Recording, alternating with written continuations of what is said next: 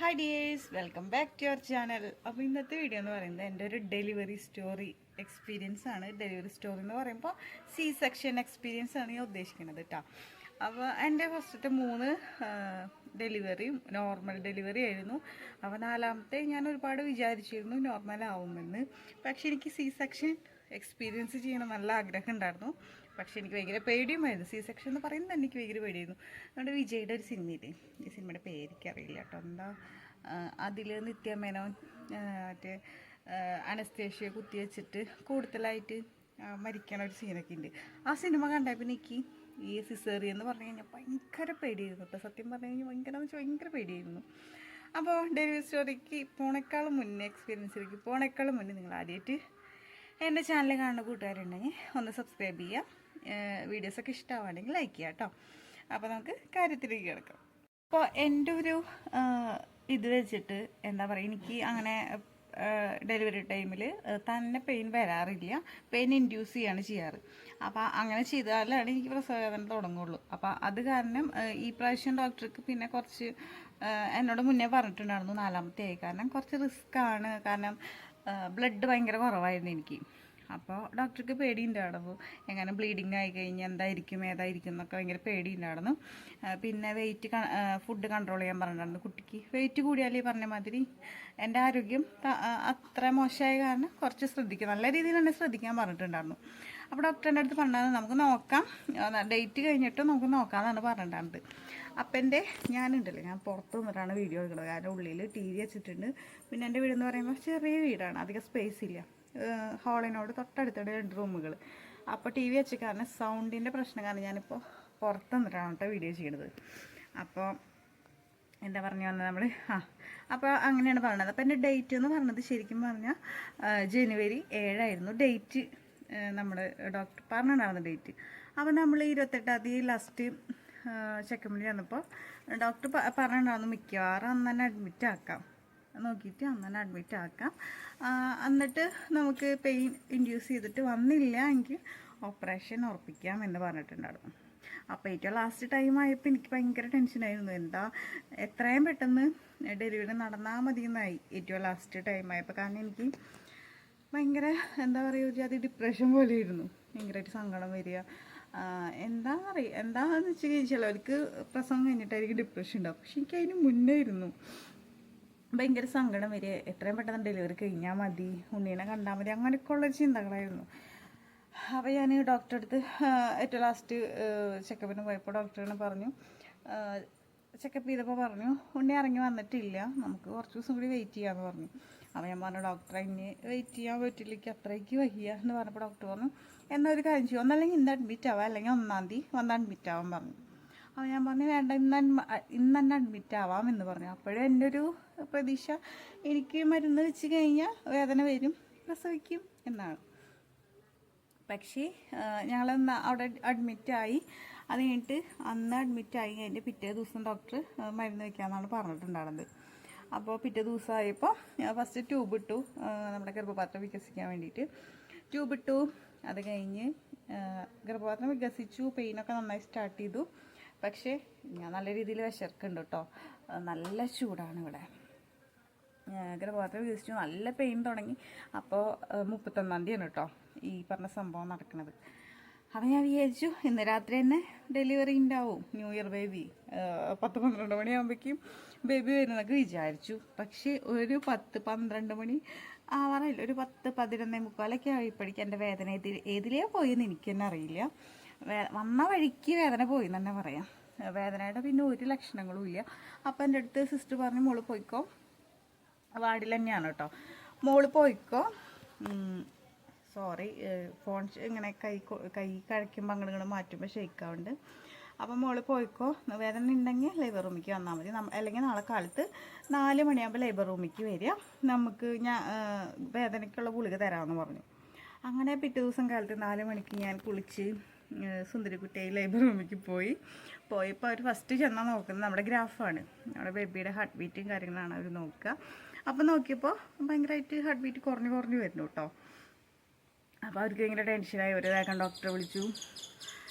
അപ്പോൾ doctor P V ചെയ്ത് നോക്കിയപ്പോൾ ഹെഡ് ഇറങ്ങിയിട്ടുണ്ട്. പക്ഷേ അവിടെ നിന്ന് അങ്ങോട്ട് പിന്നെ ഒരു അനക്കില്ല, അവിടെ നിന്ന് അങ്ങോട്ട് ഇറങ്ങാൻ പറ്റുള്ളൂ ഉണ്ണിക്ക്.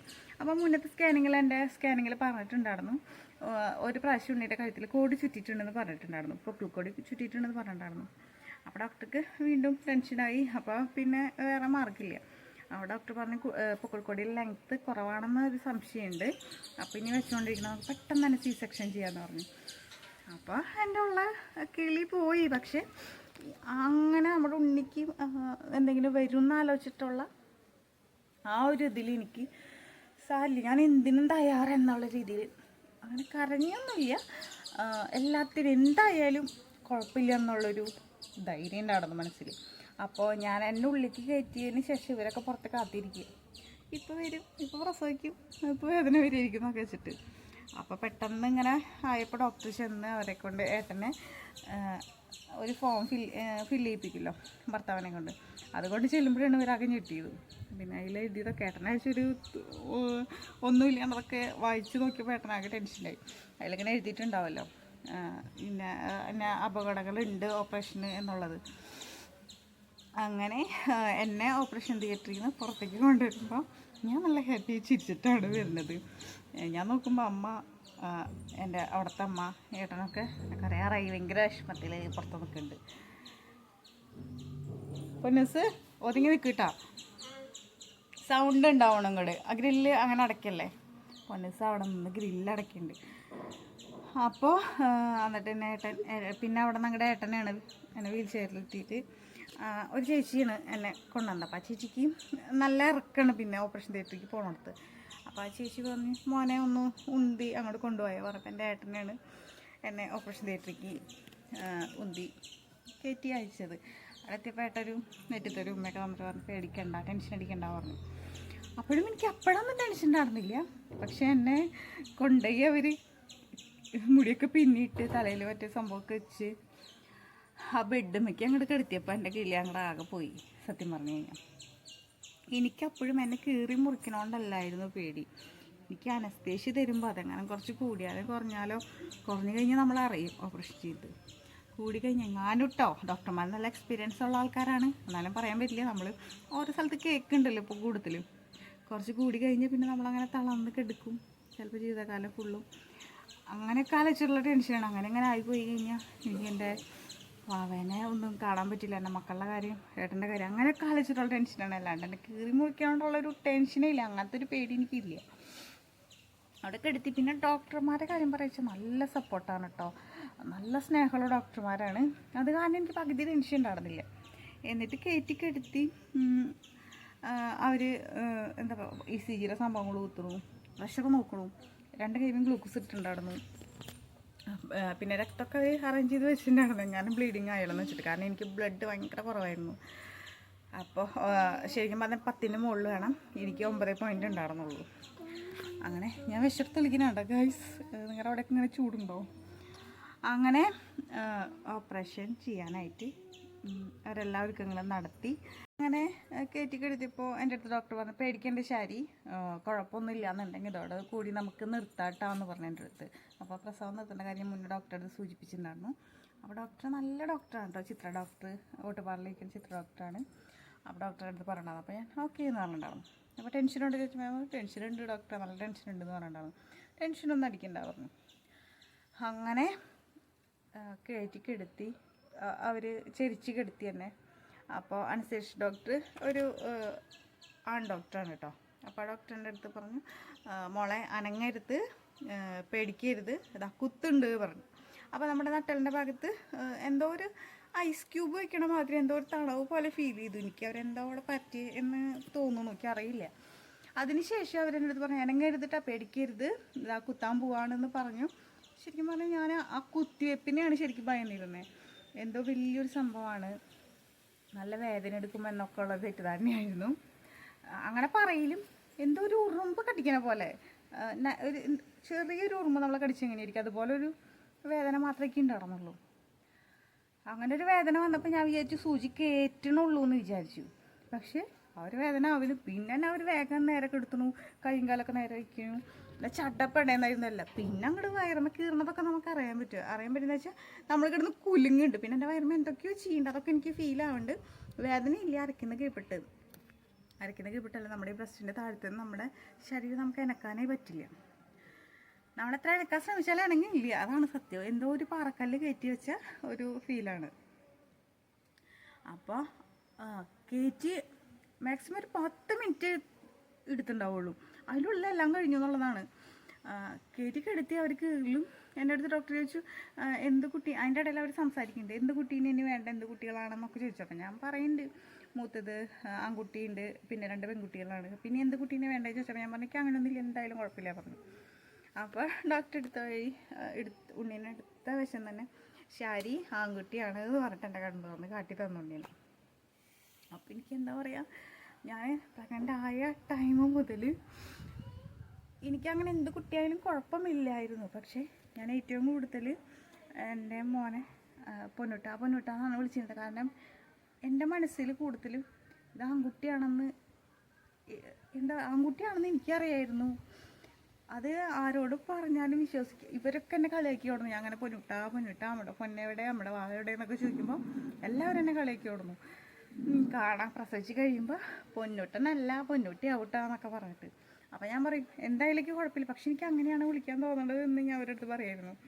അപ്പോൾ ആ ഒരു ടൈമിൽ ഡോക്ടർ ഇങ്ങനെ ഉണ്ണീനെ എടുത്തിട്ട് ആൺകുട്ടിയാണെന്ന് പറഞ്ഞപ്പോൾ ആ ഒരു മൊമെൻറ്റ്സ് ഉണ്ടല്ലോ, അത് എന്താ പറയുക, അതൊരു പ്രത്യേക ഫീലാണ്.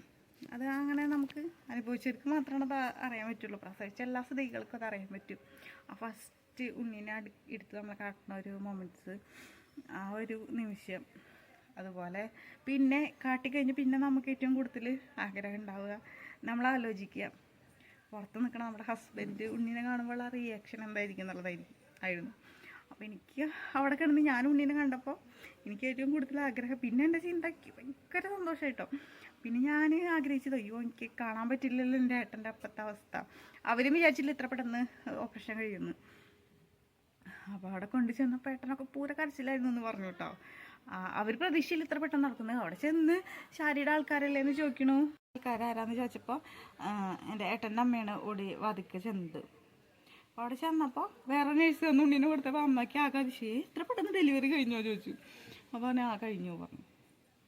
അപ്പോൾ അവരും പ്രതീക്ഷയില്ല. അവർ വിചാരിച്ചത് ഒരു മണിക്കൂറൊക്കെ ടൈം എടുക്കുന്നതാണ് അവരും വിചാരിച്ചത്.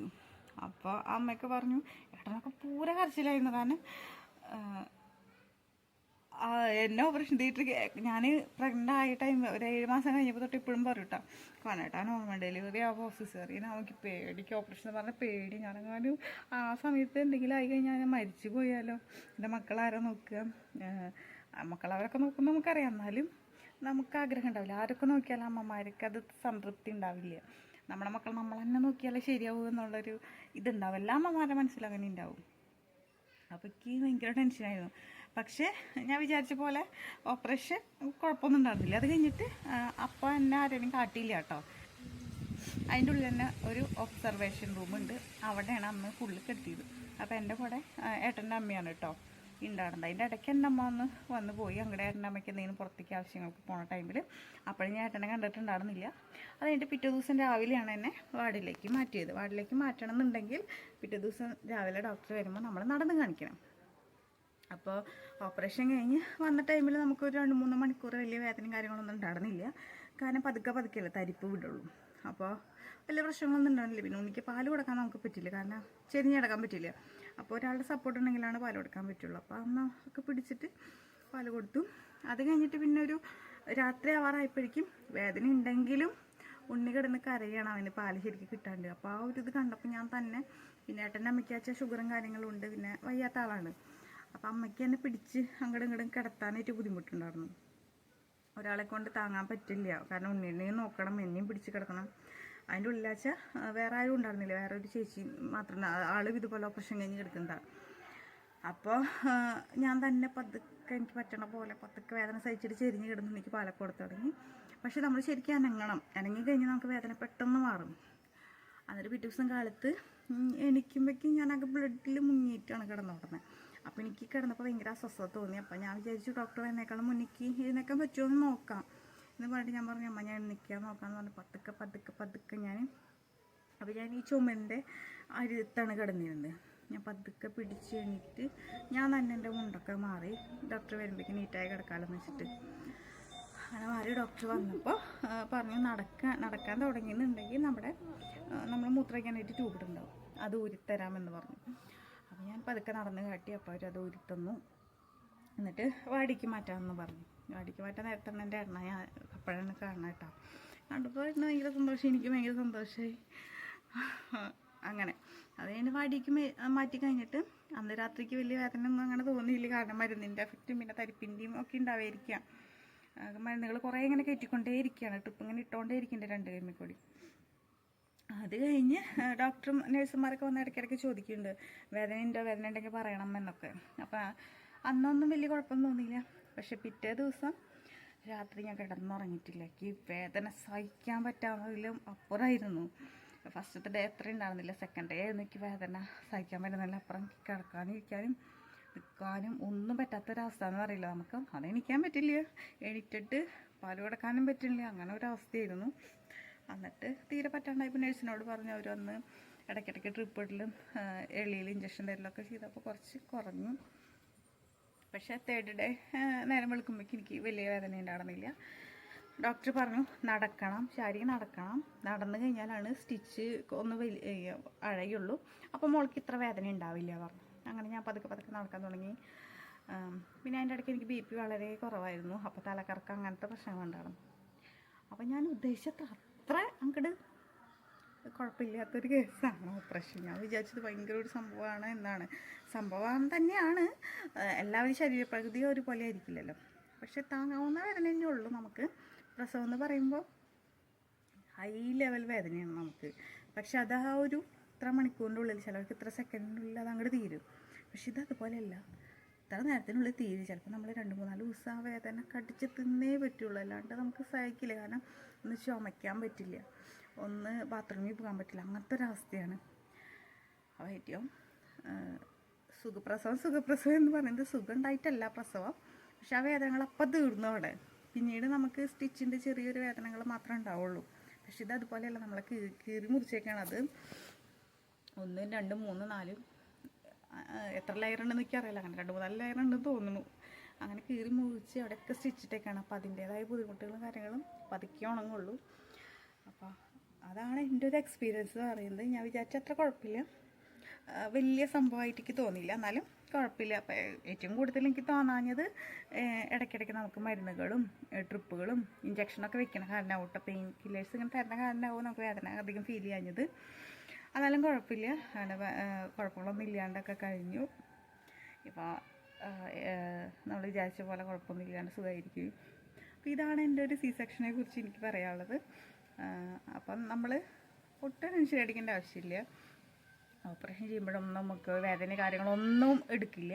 ഓപ്പറേഷൻ കഴിഞ്ഞിട്ട് ഒരു 2 ദിവസം അങ്ങനെ നമുക്ക് കുറച്ച് വേദന തിന്നേണ്ടി വന്നാൽ അത്ര സഹിക്കാൻ പറ്റത്ത ലെവൽ വേദനയൊന്നുമില്ല, നമുക്ക് അഡ്ജസ്റ്റ് ചെയ്യാൻ തന്നെയുള്ളൂ. അപ്പോൾ ഓപ്പറേഷനായിട്ട് ഇരിക്കുന്ന ആരെങ്കിലും ഉണ്ടെങ്കിൽ വീഡിയോ നിങ്ങൾക്ക് ഹെൽപ്ഫുള്ളാണെന്ന് വിചാരിക്കുന്നു. ധൈര്യമായിട്ട് അങ്ങോട്ട് കണ്ണടച്ച് അങ്ങോട്ട് പോവുക, നമ്മുടെ ബേബിക്ക് വേണ്ടിയിട്ടല്ലേ. നമ്മൾ സേഫായിട്ടിരിക്കാനും നല്ല ആരോഗ്യമുള്ള കുഞ്ഞിനെ കിട്ടാനും പ്രാർത്ഥിക്കുക ദൈവത്തോട്. അപ്പോൾ അത്രേ ഉള്ളൂ. അപ്പോൾ ഇന്നത്തെ വീഡിയോ നിങ്ങൾക്ക് ഇഷ്ടമായെങ്കിൽ നമ്മുടെ ചാനൽ സബ്സ്ക്രൈബ് ചെയ്യുക, ലൈക്ക് ചെയ്യാനും ഷെയർ ചെയ്യാനും കമൻറ്റ് ചെയ്യാനും മറക്കരുത്. അപ്പോൾ പുതിയ വീഡിയോ ആയിട്ട് കാണുന്നവരെല്ലാവർക്കും ബൈ.